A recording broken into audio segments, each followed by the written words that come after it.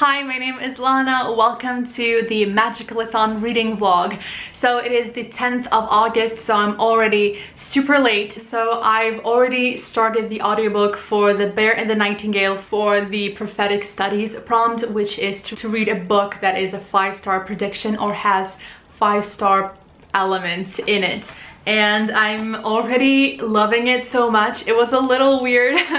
So the book is based on Russian mythology, Russian folklore, and I am Russian, and oh my god. Okay, so there are so many elements that already I am so giddy about just reading, things that I recognize. I can't even explain this feeling. There's so many references just in the first chapter that I was so happy about. So many fairy tales that I know, that I've been told and I've read, and it's just, is this what like representation feels like? Because it feels great. Anyway, I'm just so excited with like every little reference that I recognize. It's been a few days now, and yesterday I finished The Bear and the Nightingale, and I ended up giving it 4 stars. I really enjoyed it, but the first thing that I need to say when talking about this book, that this book is dark. Like, it's so much darker than I expected. It's like one tiny step away from horror. Like, it's not all horror, but there are some elements and some scenes that were definitely dark. But let me tell you quickly sort of the premise of the book. So before Russia, there was the Soviet Union, which apart from Russia also included all these other now countries like Belarus and Ukraine. Before the Soviet Union, there was the Russian Empire, and before the Russian Empire, there was Rus.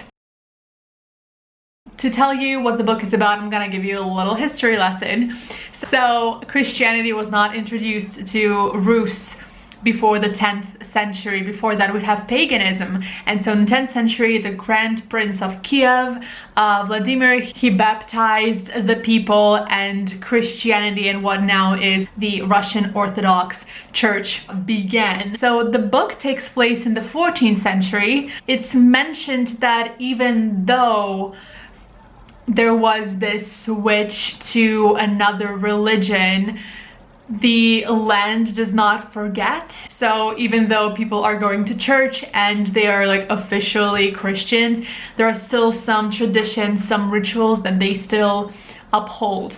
And so the book talks about Vasilisa or Vasya, and she has the gift of seeing all these spirits or, you know, creatures that are embedded in the Russian mythology that were part of the paganism. And she grows up with them, she talks to them. There are all these fun creatures that, you know, I grew up learning about. There's the domovoi who protects the house, there's Leshy who protects the forest, and all these other creatures. And basically people still like had the tradition of leaving a bit of bread for the domovoi, so he keeps the house safe. And like, they do these little things within this story. A priest from Moscow comes to live in their village, and he is tasked with sort of enforcing Christianity, and he brings about the fear of God,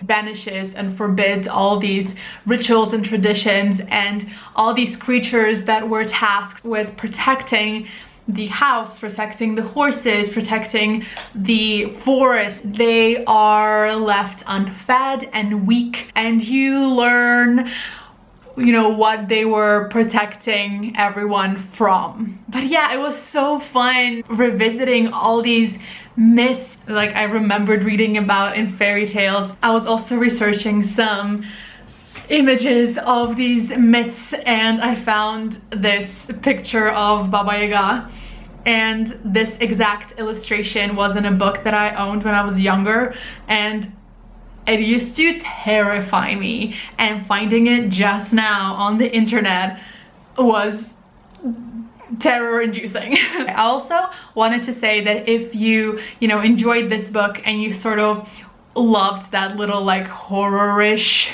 side of it, and you want more like Russian mythology horror, let me give you a recommendation that, okay, so there is this novella which is called V, and it was written by Gaga. It's set and it was written in the like 1830s. That is actually more like Ukrainian folklore, and it is fucking terrifying. So that's just like my horror recommendation if you want to learn more about, you know, Russian, Ukrainian literature. Go right ahead. Anyways, that was my first book of the Magicalathon. I'm so happy it's done. I started the Assassin's Apprentice yesterday, and I'm currently on like page 90.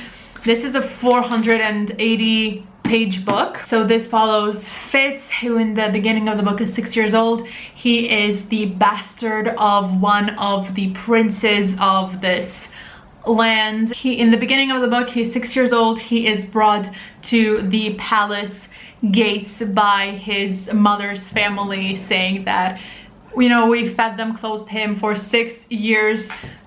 He is the son of the prince. Let the prince take care of him. Like, we can't afford it, basically. And so he joins the royal household, and he's now starting training to be an assassin, which is why it's called the Assassin's Apprentice.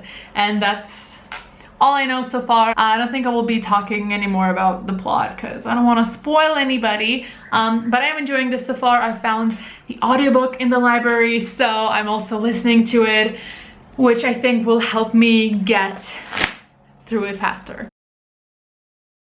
So it's been a few days and I've not been reading, unfortunately. I was working on a different video, but I had to scrap the whole thing.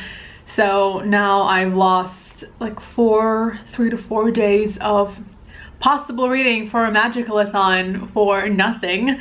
I'm halfway done with Assassin's Apprentice. I'm really enjoying it. It's moving kind of slow, but it's very entertaining. I'm 50% done, and now Fitz, he is now 14. It's actually very interesting, like the things he's doing now at like 14. I wonder what he's going to be like at like 20 and 25. I'm already interested in reading the next book and seeing what happens to him after this. But yeah, I'm enjoying it. Super engaging. I love it. And last night I decided to read the first chapter of Spin the Dawn. And I read the first chapter and I am in love. It's so good. I already like teared up twice during the first chapter, and I am enjoying it so much. So for the video that I was trying to do, I read Rusha and the End of Time, I think it's called, and I really enjoyed it. It's a middle grade fantasy book. It's really good. I highly recommend it. Since I read it in the month of August, I'm thinking of using it as one of the prompts. Anyway, I'm gonna go back to reading this and I will update you as I go. It's the next night and I'm on page 430 and things are happening and like heating up, and I don't know what's happening. Things are starting to get, you know, revealed and untangled, and I'm very into this.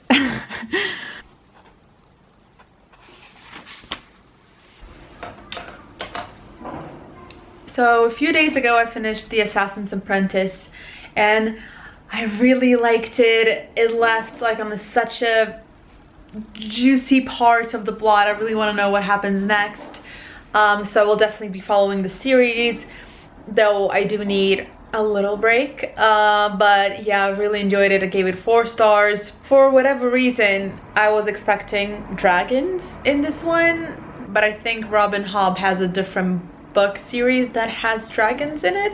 I'm not sure, but there weren't any dragons in this one. Anyway, so yesterday I did not read at all because I was so busy and I just didn't have the time. So I'll be reading today. It's a Friday. It just occurred to me that I probably won't read tomorrow at all because tomorrow we have a lot of things planned. We're going on a day trip with my parents, and then tomorrow night me and my sister are going to a screening of the Metropolitan's performance of Porgy and Bess, which I'm also super excited about. Hello, it is now Monday. Last time you saw me, my memory card ran out of footage time, which I don't fully understand. If you do, please explain it to me, because I have always thought that it's kind of like a flash drive when if you run out of space, you just delete stuff off it and then you have space. But for some reason in my camera, there's like a limited time that you can film, and I ran out of that time. So even if the memory card is empty, I cannot film anymore, but I can take plenty of pictures. And I mean, I could buy another memory card, but this one was pretty new and I don't really have it in my budget to do that. So I'm just gonna film with my phone, which kind of sucks. But I'm now 50% into Spin of Dawn and I like it so much. It's so good. So let me tell you what like the premise is. We are in a fantasy world and we're following Maya, who is a daughter of a tailor. In that world, women cannot become master tailors, so her fate is to one day marry someone, become a housewife. In the beginning of the book, there was a civil war happening and 2 of her brothers died in the war and the 3rd one came back crippled. Her mom died when she was very young, so it's just her dad and her brother who now cannot walk, and her father is sort of lost in grief, so he's not really productive. So their tailor shop is all on her shoulders and she's an incredible tailor. She's super skilled. Because of the war, there's not much supplies happening. People are not really buying clothes, so it's financially they're not doing well. And then the war ends with a treaty where the emperor agrees to marry the daughter of the enemy, and a tailor of the royal house dies and they need a new tailor.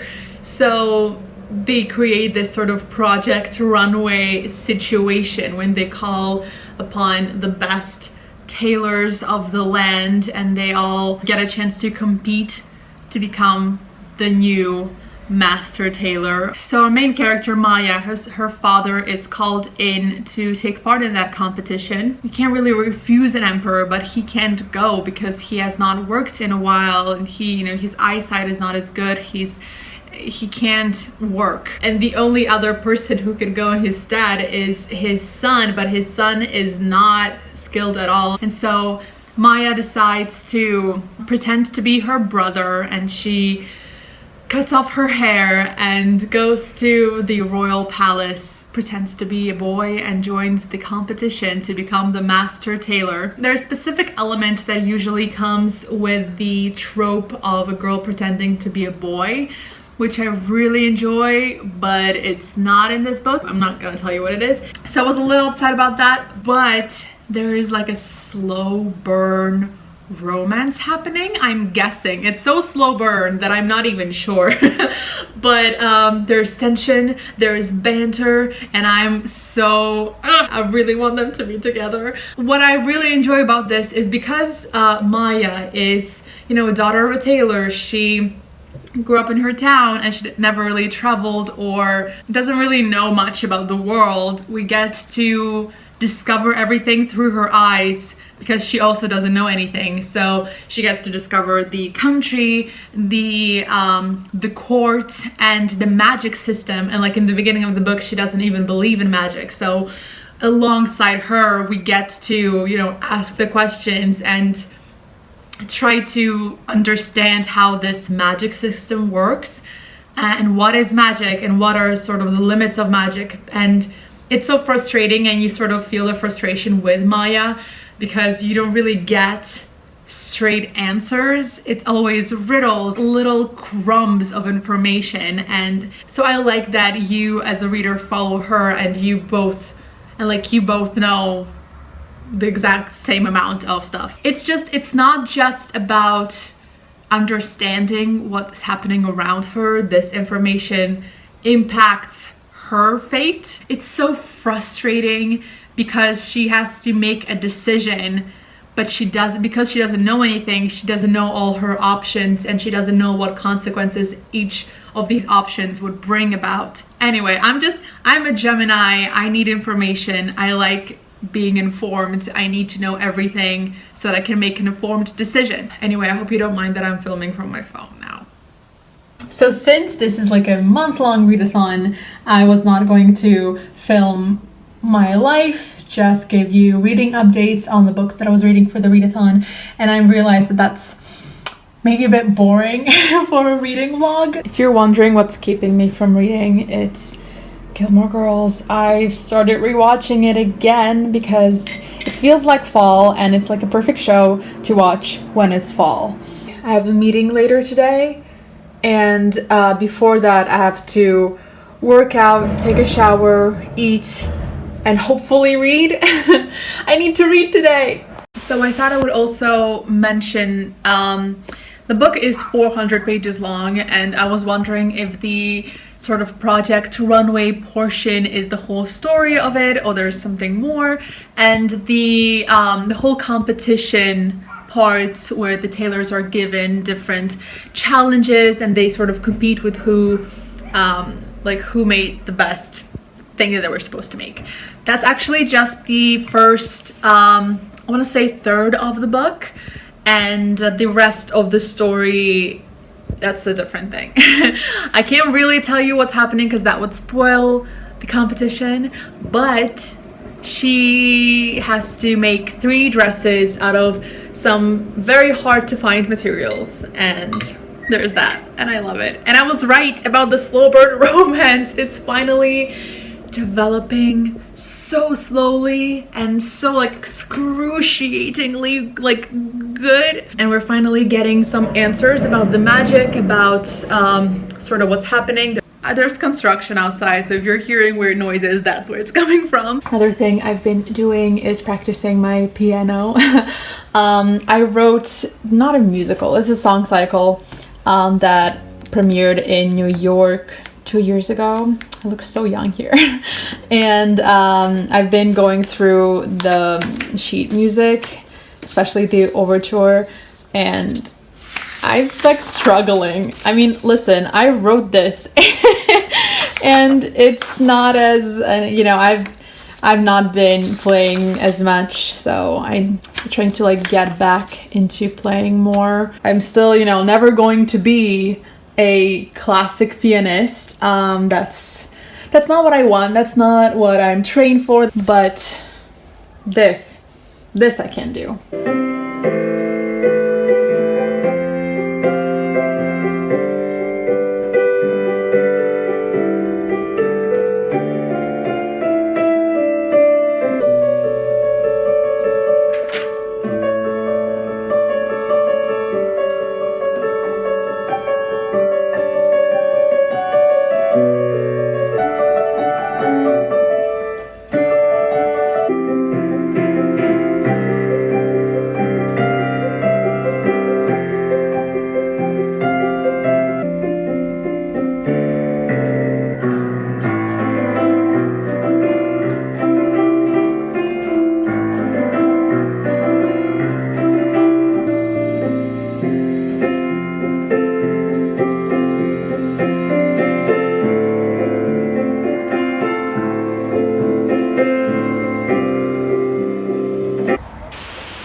So a few hours later, I'm all dressed up and I'm actually kind of nervous about this meeting that I'm about to have, but hello. So it's now 10 p.m. The meeting was successful.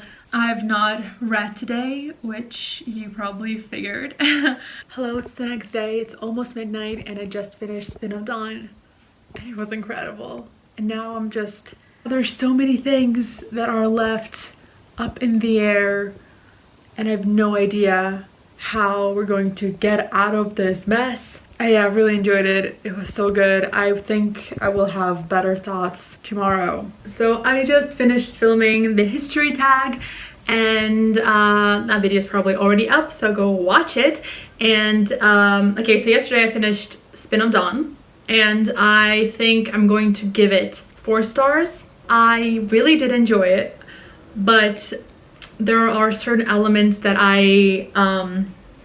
was not a fan of. I don't know if you know what I'm talking about, but there are certain scenes where there's the two characters. It confused me in terms of like how the characters were moving, and this happened on 3 scenes at least.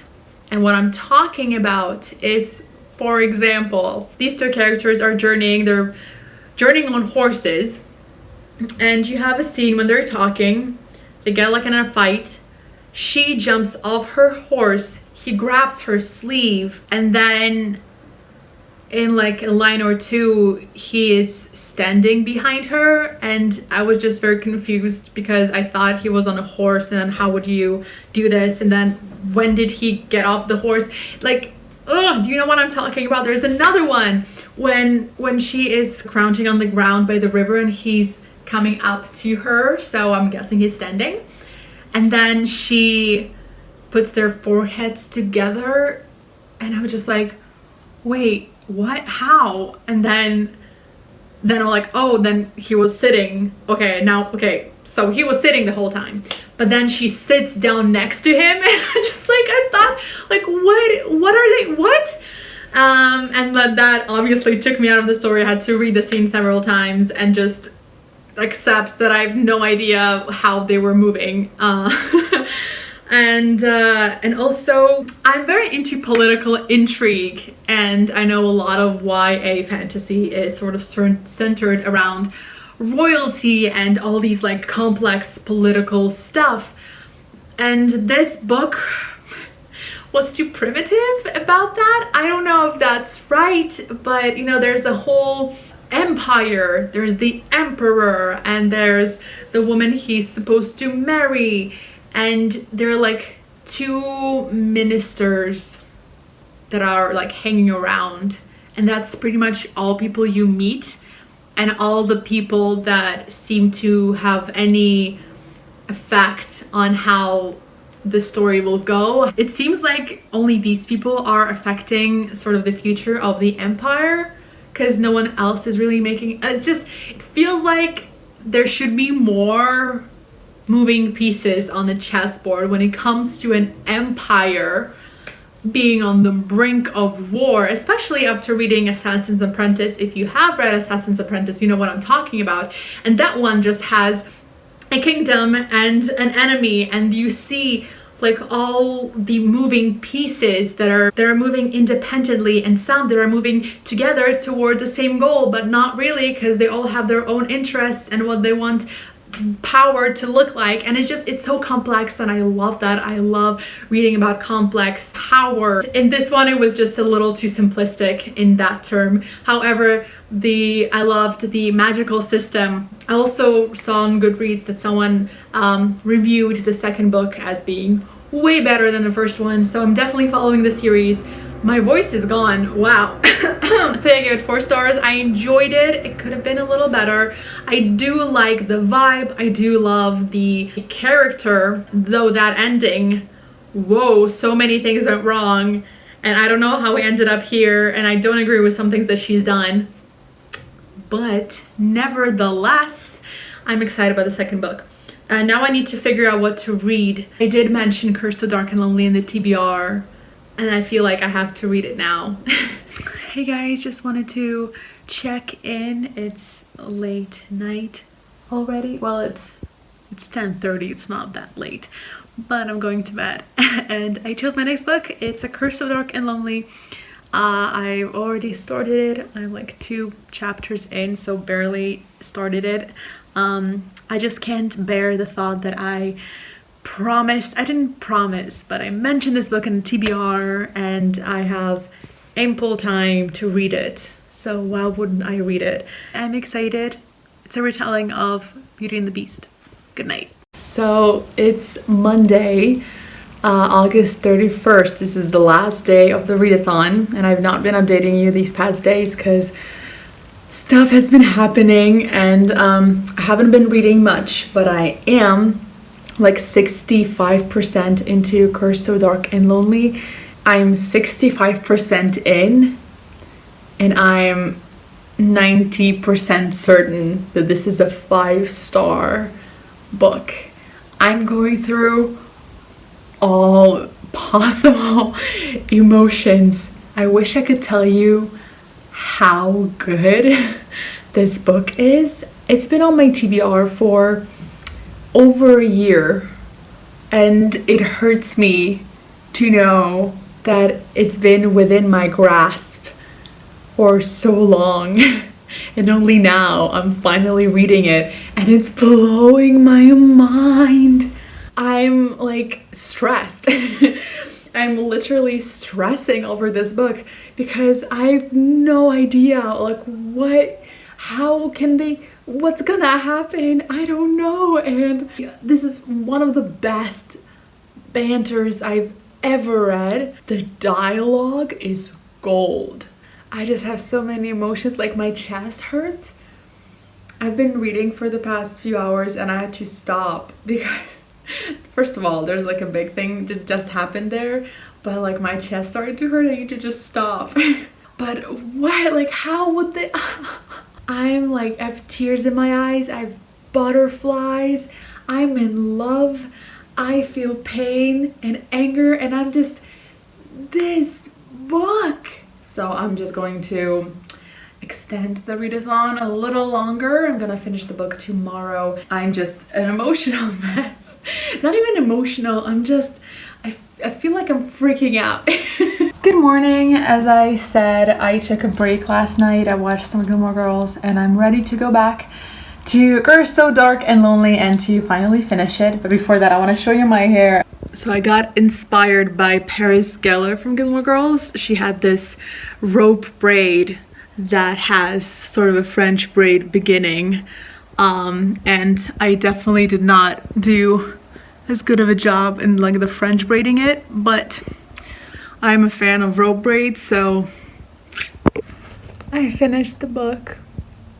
It's 5 stars. That was probably the best book I read this whole month. But I don't remember what I read this month, so this means nothing. Okay, I had some time to cool off and I'm ready to talk to you. Okay, so Curse So Dark and Lonely is a Beauty and the Beast retelling, and it features a lead character that has cerebral palsy, which is great because we don't get a lot of characters with disability, especially in YA, especially in a YA romance. And for some reason, I was expecting it to be the male lead, not the girl, but it was the girl, which made it even better. And I really liked the representation of it. I don't have it. I don't know anyone who has cerebral palsy personally. The author also does not have the disability, but she did include a nice author's note in the end when she talked about talking to people who do have cerebral palsy, getting their insights and trying to represent it the right way. It's also in the book, it is mentioned that, you know, cerebral palsy affects people very differently. So condition of Harper is her own, and the book is her story and just one possible manifestation of the condition. That being said, Harper is incredible. I mean, I can't even explain how much I enjoy reading from her perspective. Okay, so basically, I'm not gonna give you too much. We have Harper who lives in DC, and her family is not in the best situation financially, and they have problems with stuff.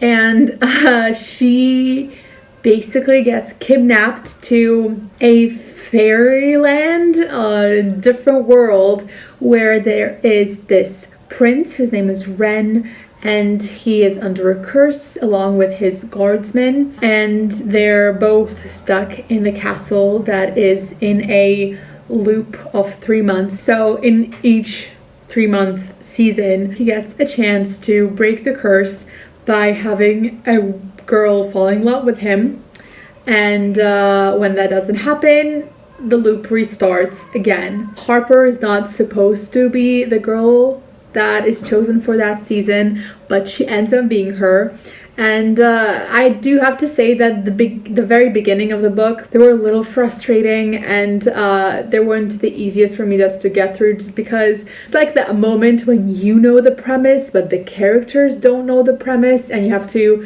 endure them, you know, freaking out and trying to understand what's happening, and they don't know what's happening, have all these theories. And at the same time, I completely understand that if it took her no time at all to be completely okay with the situation and not freak out and not try to escape and not come up with all these other theories of what's happening, it rang true because she panicked so much and for so long would not accept that this is a different world. But then again, knowing the premise, I was just expecting her to just accept it and move on with the story and finally start with the actual plot. So I enjoyed the romance portion. It was very slow, which is something I enjoy. Like the tension is there, and I like that it was not an insta love. I like that even... Oh no, I can't say that. I cannot say this. This is a spoiler. This is not a perfect novel. There are some things that I can't talk about because they will be spoilery, but that I wish was handled differently. But the feelings that it gave me, the way I was so inside this story, there's no way I'm not giving it a 5-star. And I cannot wait to read the sequel, though I think I need a little time to cool off. And I like that it's not just a romance, that yes, the curse is about him being loved and she's basically there to fall in love with him, but there are so many other things that are happening overall in that kingdom that have to be remedied. There's some political intrigue happening, and I loved that the focus of this was not love. This is a terrible review. I am so sorry. I loved this book. This is all you need to know. With that, the Magicalathon readathon is over. It was over yesterday, but I'm just gonna ignore that. I was in the School of Fae, which means that I had 4 main prompts with 2 extras, and I read 5 books. Actually did not talk to you about one of them, which was the Rusha middle grade fantasy that I really enjoyed. There's this girl, her name is Aru. She has only her mom that works in a museum of Indian culture, I think. And her mom is away a lot and she doesn't have a lot of friends.